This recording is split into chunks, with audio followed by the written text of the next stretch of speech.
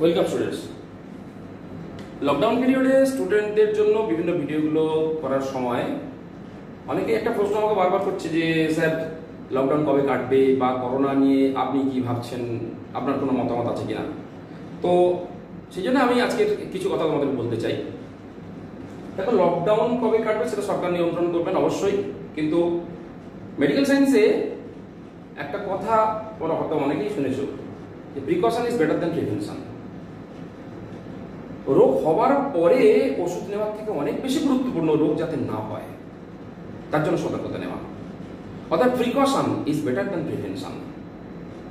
দেখো, করোনা ভাইরাসের প্রভাবে সারা বিশ্বের মানুষ আজকের সন্ত্রস্ত, ভীত সন্ত্রস্ত। লকডাউনে আমরা অনেকেই আটকে রয়েছি এবং চিন্তা আমাদের প্রত্যেকের রয়েছে। সরকারের যেমন চিন্তা রয়েছে, আমাদের প্রত্যেকের চিন্তা রয়েছে সত্যি তো কি হবে ব্যাপারটা, কতদিন চলবে, কতদিন পরে লকডাউন কাটবে, করোনা নিয়ে বিশ্ব স্বাস্থ্য সংস্থা কি ভাবছেন, আমরাও কি ভাবছি, সাধারণ মানুষ কি করে তাদের দিনগুলো কাটাবে। তো আমি ব্যক্তিগতভাবে মনে করি করোনাকে প্রিভেন্ট করা সম্ভব যদি ভ্যাকসিন তৈরি হয়। কেননা রোগ হবার পরে, করোনা আক্রান্ত হবার পর যদি তাকে নিয়ন্ত্রণ, রোগ সারাতে হয়, তাহলে অনেক ক্ষেত্রে ডাক্তাররা মেডিসিন দেন, কিন্তু এখনো পর্যন্ত মেডিকেল সায়েন্স করোনার এগেইনস্টে কোনো মেডিসিন তৈরি করতে পারেননি। তাহলে নো মেডিসিন, এক নম্বর নো মেডিসিন। আরেকটা জিনিস খেয়াল রাখবে, খুব ইম্পর্টেন্ট, সেটা জানা তো উচিত, যে অ্যান্টিবায়োটিক ভাইরাসের উপরে কাজ করে না, কিন্তু কোনো অ্যান্টিবায়োটিক কোনো ভাইরাসের উপরে কাজ করে না। ইনফ্লুয়েঞ্জা ভাইরাসের উপরেও কাজ করে না, কোনো ভাইরাসের উপরে কোনো অ্যান্টিবায়োটিক কাজ করে না, exceptional one natural antibiotic, vitamin C. যে কোনো রোগের এগেইনস্টে আমি পার্সোনালি ব্যক্তিগতভাবে মনে করি vitamin C has a unique power to prevent every disease. Precaution নেওয়ার জন্য vitamin C as much as possible consume করো। ভিটামিন সি কে বলা হয় ন্যাচারাল অ্যান্টিবায়োটিক। যে কোনো অ্যান্টিবায়োটিক দিয়ে ভাইরাসকে কন্ট্রোল করা সম্ভব নয়। করোনা ভাইরাসের এগেইনস্টে কোনো মেডিসিন তৈরি করা সম্ভব হয়নি, তাহলে মেডিসিন দিয়ে করোনাকে প্রিভেন্ট করা সম্ভব নয়। 2 নম্বর, নো ভ্যাকসিন। তাহলে কোনো মেডিসিন নেই, ভ্যাকসিন নেই, তাহলে কি হবে? সেক্ষেত্রে একটাই পদ্ধতি, third option, strengthen your immune পাওয়ার।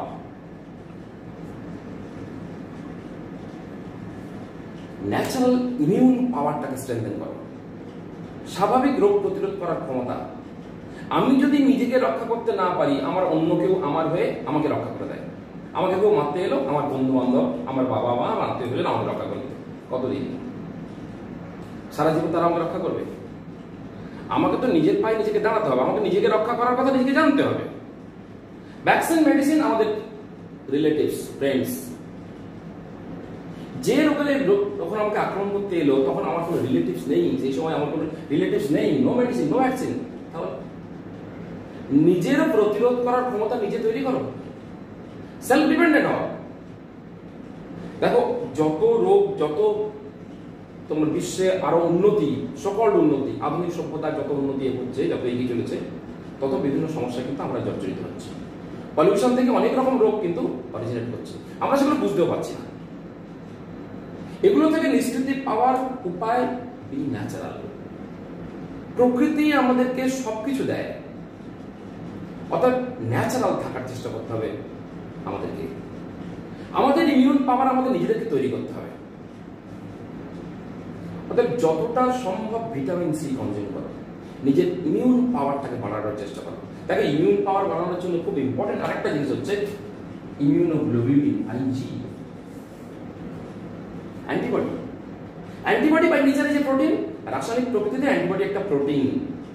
তাহলে তুমি যদি সাফিসিয়েন্ট পরিমাণে প্রোটিন কনজিউম না করো, তাহলে তোমার অ্যান্টিবডি তৈরি হবে। রাসায়নিক প্রকৃতিতে এটা প্রোটিন।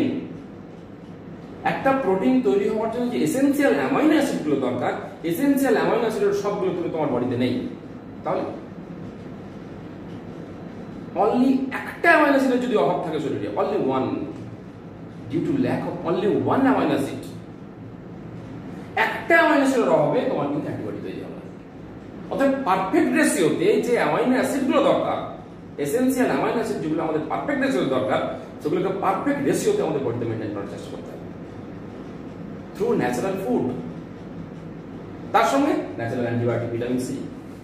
সেই জন্য ভিটামিন সি, বারবার বলবো আমি, vitamin C, unique power and protein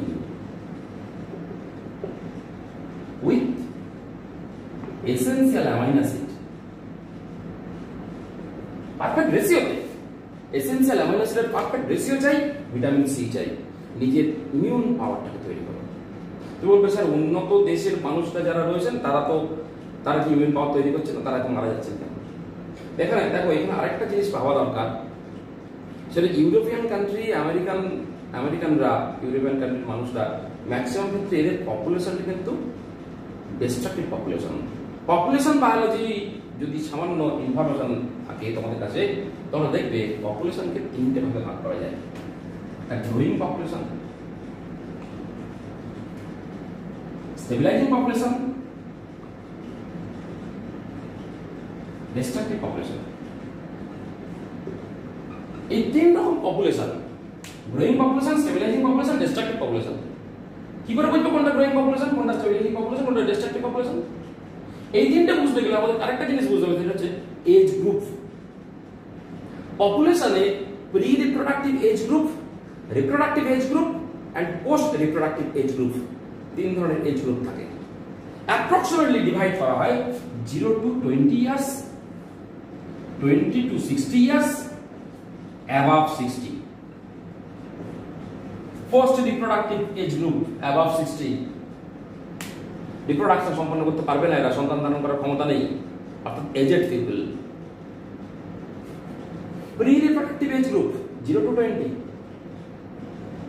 অর্থাৎ যে পপুলেশনের বাচ্চাদের সংখ্যা বেশি। Reproductive age group 20 to 60। এই রিপ্রোডাক্টিভ এজ গ্রুপ যাদের ক্ষেত্রে রয়েছে, স্টেবিলাইজিং পপুলেশন যাদের ক্ষেত্রে ম্যাক্সিমাম রয়েছে, এই তিনটা রেশিওর উপরে ডিপেন্ড করে পপুলেশনটা কেমন। পপুলেশনে দেখা যায় যদি ডিস্ট্রাকটিভ পপুলেশন হয় তাহলে তাদের ক্ষেত্রে অ্যাবাভ 60, অর্থাৎ পোস্ট রিপ্রোডাক্টিভ এজ গ্রুপের পিপলের সংখ্যা অনেক বেশি। ইউরোপিয়ান কান্ট্রি, অনেকগুলো ইউরোপিয়ান কান্ট্রি এবং আমেরিকান, এরা কিন্তু এদের ক্ষেত্রে এই সমস্ত দেশে পোস্ট রিপ্রোডাক্টিভ এজ গ্রুপের পিপলের সংখ্যা অনেক বেশি। এবং আমরা জানি বাচ্চাদের ক্ষেত্রে এবং অ্যাবাভ 60 এজেড পিপল, এদের ইমিউনিটি অনেক কম, প্রতিরোধ করার ক্ষমতা অনেক কম, ন্যাচারাল ইমিউনিটি এদের কম। অর্থাৎ যে সমস্ত পপুলেশনের ক্ষেত্রে ডিস্ট্রাকটিভ পপুলেশন যাদের এজ গ্রুপ অ্যাবাভ 60, সেই সমস্ত পপুলেশনে ন্যাচারাল ইমিউনিটির সম্পন্ন মানুষের সংখ্যা কম থাকার জন্য মর্টালিটি রেট বাড়বে। যে ঘটনাটা ঘটছে ইউরোপ এবং আমেরিকাতে বা অন্যান্য এইরকম দেশ যাদের ক্ষেত্রে কিন্তু ডিস্ট্রাকটিভ পপুলেশন, এটা একটা ইম্পর্টেন্ট বিষয়। অর্থাৎ পপুলেশনটা কিন্তু খেয়াল করা দরকার যে পপুলেশনটা কেমন।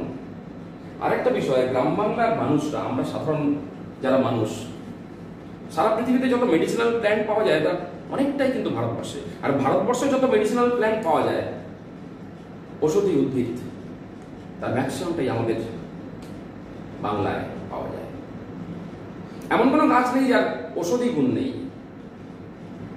আমরা সাধারণ মানুষ যারা, তারা সমস্ত উদ্ভিদজাত, সরাসরি উদ্ভিদজাত বিভিন্ন ধরনের খাবার দাবারগুলো আমরা গ্রহণ করি। এখনো পুরোপুরি আমরা ড্রাগ ডিপেন্ডেন্ট হইনি, এখনো পুরোপুরি আমরা fast food, junk food, synthetic food dependent হয়ে যায়নি। গ্রাম বাংলার মানুষরা এখনো কিন্তু গ্রামের শাকসবজি, ন্যাচারাল ফুডকেই সরাসরি খাদ্য হিসাবে অনেক সাধারণ মানুষ গ্রহণ করে। এর একটা অ্যাডভান্টেজ রয়েছে। অ্যাডভান্টেজটা কি না, ন্যাচারাল ইমিউন পাওয়ার। এদের ন্যাচারাল ইমিউন পাওয়ার অন্যান্য অ্যাডভান্স কান্ট্রিগুলোর থেকে অনেক বেশি। আমার তাই ধারণা, আমার ব্যক্তিগত মতামত তাই, যেহেতু ন্যাচারাল ইমিউন পাওয়ার অনেক বেশি, করোনা আক্রান্ত হওয়ার সম্ভাবনা একটু কম। তবুও বলবো সতর্কতা থাকা উচিত, সতর্ক থাকা উচিত। অর্থাৎ যেহেতু নো মেডিসিন, নো ভ্যাকসিন, একমাত্র অপশন যতক্ষণ না পর্যন্ত তোমাকে রক্ষা করার জন্য তোমার কোনো রিলেটিভ, তোমার বন্ধু বান্ধব কেউ তোমার কাছে না আসছে, মানে ভ্যাকসিন বা মেডিসিন এগুলো তোমার রিলেটিভ বা বন্ধু বান্ধব তোমাকে বাঁচানোর জন্য যারা আসে, যতক্ষণ পর্যন্ত এরা তোমাকে বাঁচানোর জন্য না আসছে ততক্ষণ পর্যন্ত নিজের রক্ষা তোমাকে নিজেকেই করতে হবে। অতএব নিজের ইমিউন পাওয়ারটাকে বাড়াও। ন্যাচারাল সোর্সের ভিটামিন সি যতটা পরিমাণ পাবে, ভিটামিন সি এবং protein as much as possible consume করো। ভালো থাকো, সুস্থ থাকো, অযথা ভয় পাবে না, ভীত হবে না। নিজেকে রক্ষা করার দায়িত্ব তোমার নিজের, আমাদের প্রত্যেকের।